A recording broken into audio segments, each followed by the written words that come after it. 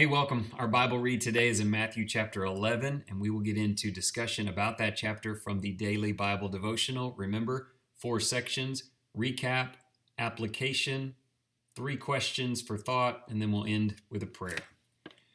John the Baptist is in prison at this point in Jesus' ministry. John sends his disciples to inquire of Jesus. This is part of John's initial intention of giving all glory and attention to the one who would come and who would be greater than him. Jesus says wonderful things about him and his ministry, but powerfully adds that those who are least in the kingdom of heaven are greater than John. Sadly, many have not believed so as to realize that immense blessing.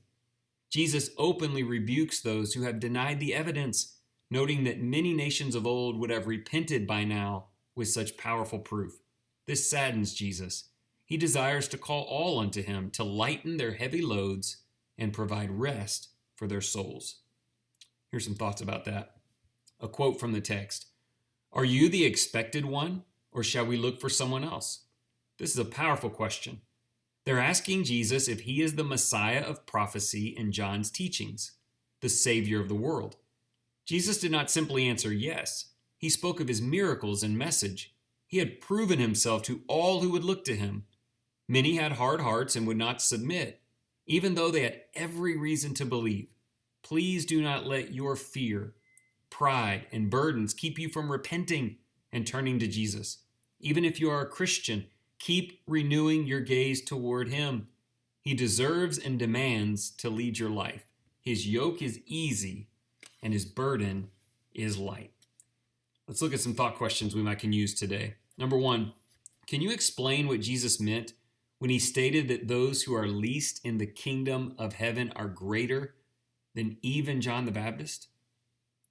Question 2, why do so many try to push their way into Christ's kingdom without repentance? And why is repentance so crucial to belonging to him? And then lastly today, with all the struggles we face, how would you explain to someone that Jesus has given you rest and lightened your load in this life, even with its challenges? Let's end with a prayer. O wonderful God of glory, all praise to you for sending your Son to lift our burdens. Thank you for all the incredible things he did and said during his ministry, so we can know for certain how able he is to be a Savior and a helper to us. Give us the humility to come to him. Help us to embrace the yoke openly and earnestly that he desires to place upon us. May we learn from him how to be loving, gentle, and humble, so that the goodness of Jesus' yoke can be shown to others. Let's put that on display in Jesus' name today, and thank you for your kind attention.